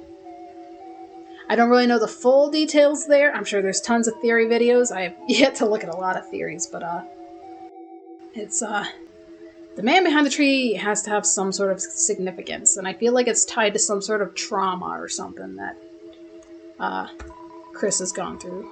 Yeah, Chris got up and seen the painting was complete. But their hands, smudged with graphite, was still moving as if to trace some unseen shape. An egg was picked up from a nearby easel. Well, there is not a man here. Yep. There's something else, though. Yeah, it's a sink. You ran water over your hands and dried them. Between your fingers, a faint gray crease glittered stubbornly. You can never wash it all away. I feel like that means a lot more than just you can't wipe all the graphite off your hand away. You can't wash it all away. I feel like that's on the same level as like you feel your sins crawling on your back. You know, like that level stuff. Ugh. It's so freaking creepy. Also, is there anything else like the one person? Alright, well, that was that. And this guy has something else to say. Well, how did the session go? They say art is therapeutic. Which one of you was the patient anyway? Yeah, and that's a major reason as to why I think Chris has gone through some sort of trauma, because this was art therapy. So they've gone through something and then went through some sort of art therapy to try to cope with whatever it is that happened, and I want to know. Well, you got paid, didn't you? You got paid to go to art therapy? Heck yeah, that'd be sweet. I love art. Anyway, yeah. Does this guy have anything else to say now that I got the egg, or no? Yeah, never mind. But yeah, that's the egg in this room, which at least this is a bit more obvious than how you get the egg in chapter 3. I don't understand how people are supposed to find that on their own. Alright, there's a hidden path in this room. I don't remember exactly where it is, but I just know it's a thing. Is it here? Here! There it is! Okay. I forget what's here, but all I know is that... Oh, I remember this room. Okay. Oh. Well, the Flower Man trapped in asylum. Yeah, that's another great big hint as to something more happening with Asgore. Field of pink and gold, the garden is charred in an inferno of jealousy or whatever Gerson was talking about. The Flower Man trapped in asylum. Yeah. I cannot wait for frickin' chapter 5 to come out. I want to know what the heck is going on with Asgore, and I want him to get the whole awesomeness that he deserves. Because he is capable of being awesome. He's been reduced to like nothing more than a joke this entire time, but I cannot wait. I thought there was something else in this room. Treasure. There is no treasure, only experience. The other side of your mind. Did you miss something there? If you say yes and you didn't get the egg from the second sanctuary, this like gives you another opportunity to go there and do that, but I already did, so if I say yes, he's just like, no, you remembered everything, or something like that. What if I say no? It's absolutely true. Oh, sink me, the unbeliever. I should be a statue. Yeah, you should be. We are all liars now. Yes, it's fun being a liar. What's that supposed to mean, buddy? I don't know, but okay. I was looking for this. I thought this room had something different, but I'm glad I found this, because that's something I really wanted to look for. Nope, I looked it up and there was something more. I knew I wasn't going crazy. You go this way. La-di-da-di-da. The angel banished will finally meet with its desire. Hey, below the words, that picture. What the heck is that supposed to be? That's the angel, Susie. I wish I knew what it looked like. What, to my understanding, it actually looks like. Biblically accurate angel moment? What is it? I don't know about that, man. Like, oh, I want to know. Looking at it made you feel strange. You did not investigate further. Yeah, it's a prophecy. Yeah. And we all know when Chris doesn't want to investigate stuff further, like, you know you're not going to get any answers. I don't know, man. I don't know who the angel could be. I mean, there's a lot of hints relating to Noelle being the angel, but Susie wouldn't say something like that if it was... What's it? No? Susie wouldn't say something like that if Noelle was the angel. And then there's the whole theory of, like, the player being the angel. But, I don't know, man. Hold on. This is either something I can do now, or I have to reload the game after I fight the Titan. But I'm gonna look and see. Yes, here we go. I knew I was missing something. And it was this. There's a chest up there. And... it's Toby! Hi! Yeah. Let's go.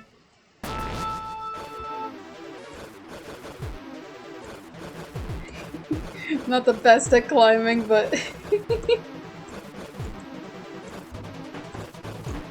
It's playing Thunder Snail, I just realized. That's awesome.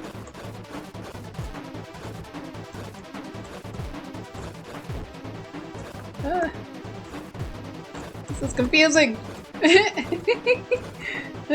Give me mercy, Toby.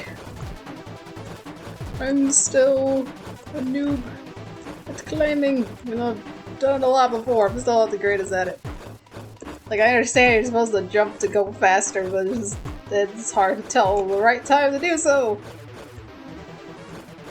But, you'll see what happens.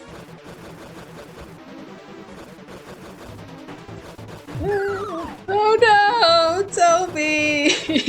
Oh! Oh, he's still here! No! You jerk! That's cheating! No! It looks so cute crawling like that. No, Toby. Don't steal it. Oh! A bone! Papyrus's special attack, I bet. La-di-da-di-da. Yay, so I do get the chest. Yeah, I think that happens, yeah, as far as I know, that happens no matter what. You always get behind him. Inside was Dog Dollar. Yeah, Dog Dollar was added to your items, you know. Its value decreases each chapter. Why is it a thing? I don't know, but was it worth it? Totally. Oh. Well, that's funny. Anyway, yeah, that was something I definitely wanted to show off. Oh, yeah, something funny happens if right before you fight the Titan, you go back here, and then you go back to where all those recruits helped you out. They're still there. So how long shall we stack up like this? Until the Lightners reign victorious! Yes, you're right! We are helping, aren't we? Oh, you there, young knights! Help stack up for the Lightners! Sir, we are the Lightners. Okay, yeah, that's funny. You know something that occurred to me recently? Did Chris know the knight was gonna do this? Or was this a shock even for Chris? Because we know that Chris is in cahoots with the knight in some way, shape, or form. But just how much of their plan are they aware of? Also, this is still like one of the most, if not the most amazing sequence in Deltarune ever. I was flipping out. Everybody was flipping out, but yeah, it's just so amazing. Oh yeah, since these items technically can't be spared, you just purify them or whatever. Chris can beat the crap out of them with the black shards since they're dark enemies. So I'm gonna do that. We'll just fight. But yeah, watch this. Oh my gosh, 1920. That's insane. Yeah, that's over half their HP, whereas this was both Susie and Browsing. Yeah, that black shard, super freaking helpful. And it'll be really helpful against the Titan, too. So, I killed one Titan spawn and banished another. And, the whole text came up with the "you became stronger" showed up, and I feel like that's a red flag, so I feel like I have to reload my save.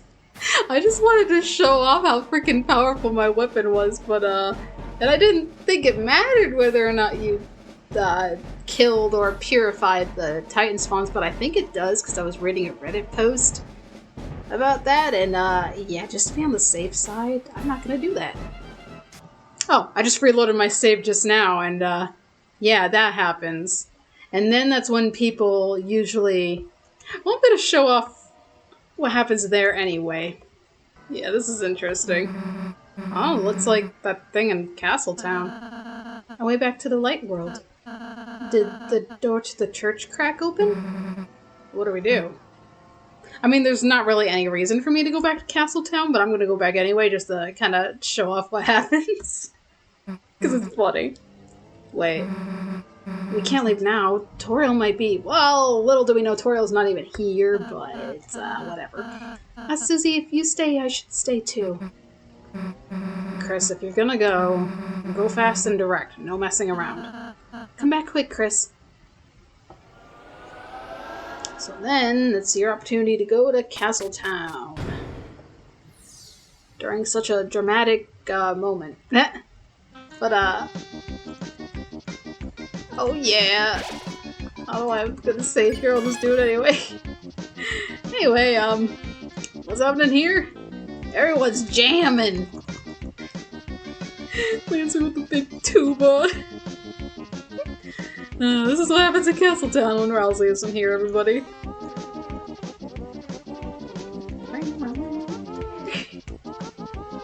I love it. But anyway, yeah, there's a lot of events you can't really go to certain areas, but you can go to the cafe just to be able to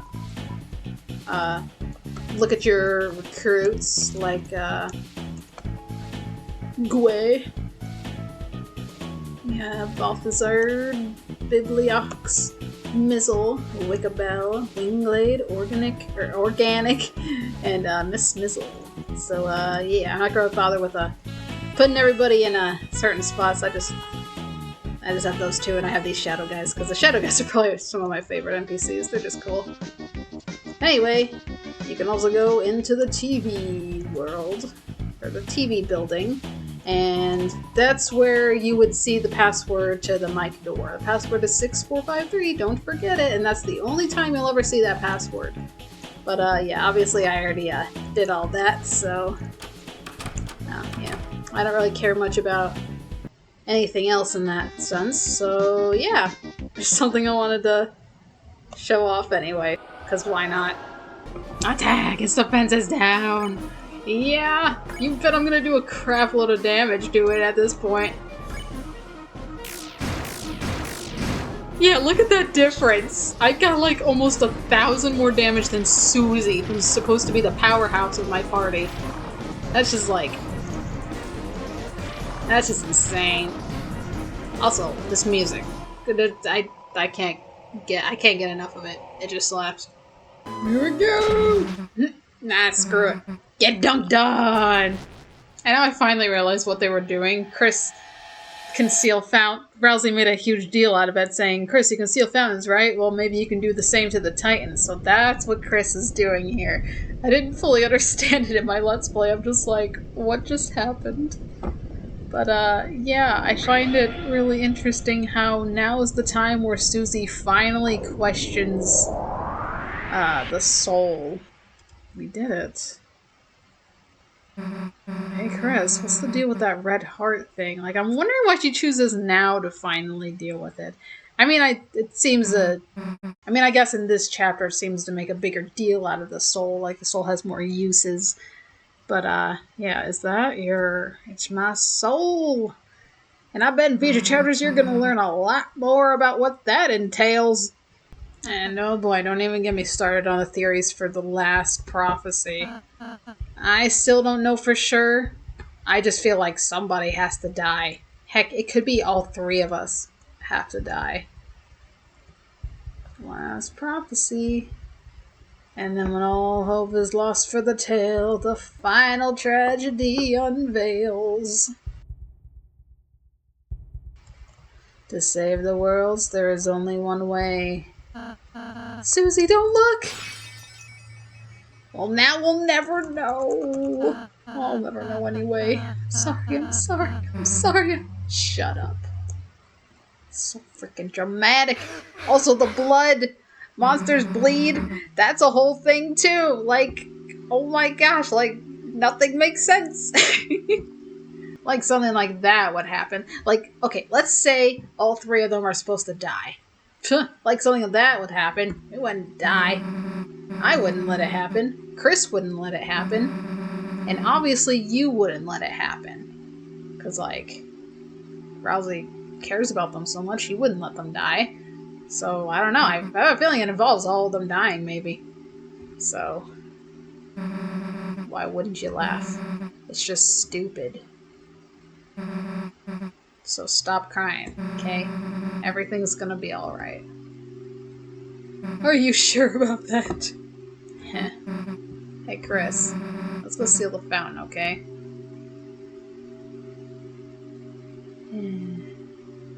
Yeah. I still want to know. Does Chris know the last prophecy, or did they even see it? 'Cause... I don't know. I'm smiling. This response right here is... It's as bad as it's as bad as it sounds. It's terrible. Probably just like, oh, right, sorry, I'll make sure we have a fun day tomorrow, you know? That is just terrible. I can't think of any sick, twisted person who would do this other than to see, like, you know, what he says, obviously. But no, nobody would...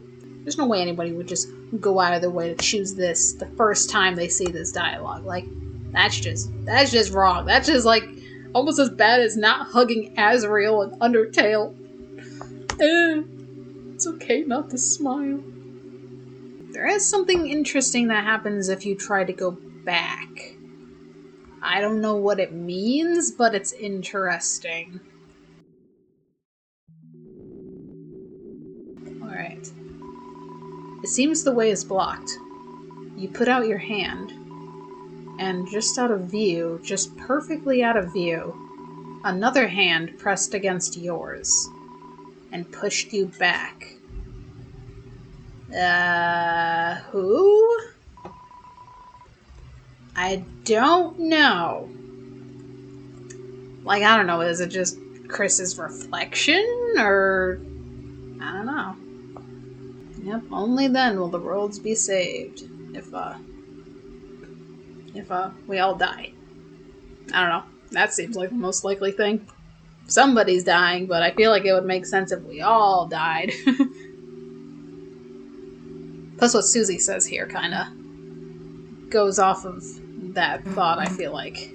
Hey, Chris, can I tell you a stupid dream I have? No matter what, I want to keep being friends with you and Rousey.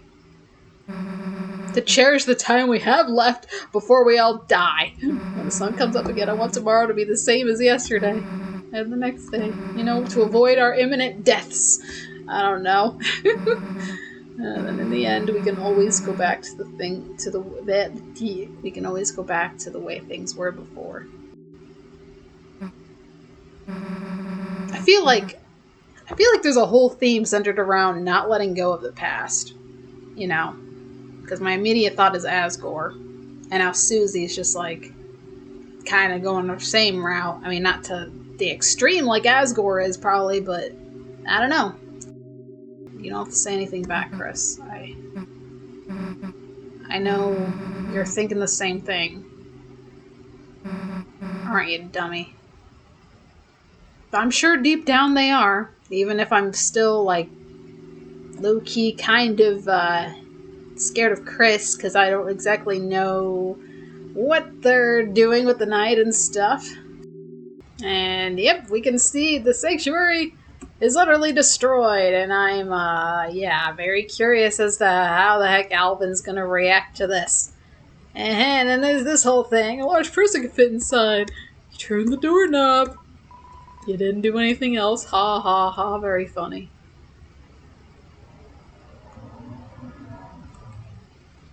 Joke's on you, Chris. I already know you're scheming something, so there's no use hiding it. No closer to opening this thing, huh? Tomorrow we have to do something. We have to. I predict that maybe by the end of chapter 5, we'll possibly have all the codes to open this thing. Because it would be the ultimate cliffhanger if, like, we entered the shelter and then, like, boom, gotta wait until chapter 6 to see what's next. Or even just, like, at the end of chapter 6, but I don't know. Something big is going to happen in chapter 5, because there's a lot of talk about tomorrow, the festival. And so, oh boy. But anyway, I already pretty much went over everything in the town, at least to my knowledge, in my original Let's Play. Like, I went over to the lake and talked to Susie and stuff, and I figured out we couldn't go back to Castletown, because that was only a thing if you reload your save. Yeah, everything else is closed. I'm curious if we'll ever go beyond this police tape. Just kind of a random thought, but why is it blocked off to begin with? Well, anyway, yeah, I don't think there's really much else to show off besides the obvious ending with Sands, but I don't know if that's worth showing off again, because there's nothing new that's gonna happen. So, you mind if I... Chris? Even Chris is just looking away like, no, just why? Yep. And to think this is, like, incredibly controversial now. And yes, I will admit, as hilarious as it was seeing this the first time, I do, like, genuinely feel bad for Chris and Susie. And it is very much, irresponsible of Toriel and Sans to do this, especially when it's supposed to be like the middle of the night, like 1-2 a.m. Yeah, did you want to stay over again? You could just sleep in Azrael's bed. I think I gotta be going, actually. Alright, see you later, honey. I mean, Susie. Oh gosh, it's just... I feel so bad. I already went over why I feel like Susie left. And not only because I feel like her trust in Toriel's broken, but I feel like she's been in the presence of an alcoholic parent before and just didn't want to be around it. Yeah, here we go. Hey, she'll be fine. I'm sure she'll figure it all out. Sans, you don't know diddly squat about what the heck we just went through. And this is a reason a lot of people hate Sans Deltarune now, because, you know, he's being... I mean, to be fair, maybe he's drunk too. Not that that's a good excuse, but it's... yeah, you know, it seems like they're both a little messed up at the moment, but still, that doesn't take away from the fact that this is very irresponsible of them. And, yeah, especially letting kids wander out, past midnight around town, doing who knows what. We'll get back to business! Oh, Sans. Chris, what are you? You want to party? Yeah! Yeah, poor Chris. Goodness gracious. Where you going? You going to bed already? There are pancakes in the fridge if you want them. Good night, honey. I am so sorry, Chris. And in the fridge, a bottle of ketchup stands defiantly inside. Kind of like a metaphor for how Sans is kind of intruding into our family life. You gotta admit the dancing doesn't get old, though. Especially this. It's a classic. Oh right, I forgot about this. You checked your phone's contacts and recent dials, and everything's been deleted.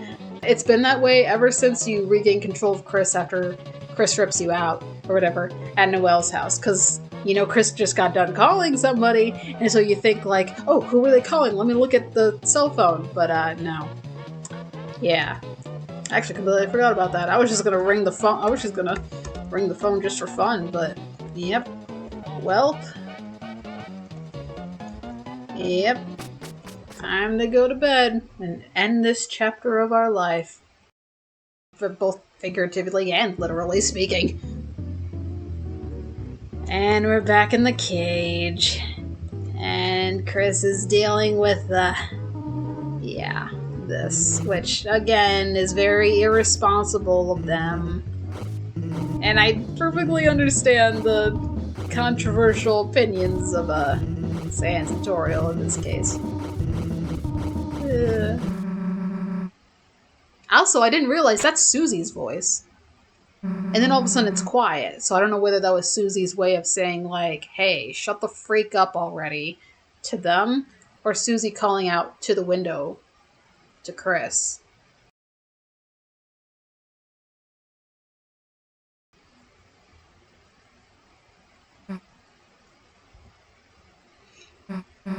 We aren't gonna let that happen. Right? I don't know.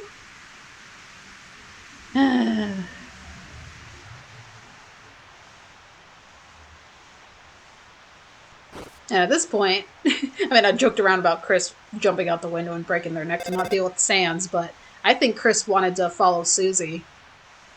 But then the phone, as if like somebody was watching them, gives them a reminder, Chris. Don't forget, Chris. You promised. Now, what is this promise? I don't know. My initial thought was that Chris would give up Toriel to the Knight. But they were having second thoughts on that. I wondered if that had to do with the promise. I feel like it's linked to Des in some way. Like somebody's holding blackmail over Chris for something related to Des. Or I don't even know. I don't even know where to begin with this promise could be. All I know is that Chapter 5 can't come soon enough. I'm just glad it's coming next year. Even if it's probably going to be in the later half of next year. It's coming out next year, we don't have to wait 4 years, and that's all that matters. Because oh my freaking goodness, it's just... This music's so good, by the way. Just had to point that out. To be continued in Chapter 5. 2026, baby! Only a year away! Yeah, this game is so good, oh my gosh. Well, anyway, that was everything I wanted to capture in Chapter 4. Finally. It's been I am so sorry. It took me forever to finally finish this, and the day that I'm doing this, I'm actually like feeling a little bit under the weather, and my throat was all sore, and I thought I wouldn't be able to finish this video today, but it's not that bad anymore, and thankfully I was able to finish this. So yeah, it's currently November 11th. I started this video October 8th. So I apologize for that. But anyway, I'm going to end this video here. And as far as the Snowgrave route, there's not too many changes. There is a major scene that happens in Chapter 4, but compared to all the other changes, it's not much. So I don't know if I'll record a separate video for that or not. I might just do that in my own time. So I don't know. I don't know if I'll do Snowgrave or not, but either way, I might not do any more Deltarune videos until Chapter 5, if that's the case. So, yeah, I shall see you then, and goodbye.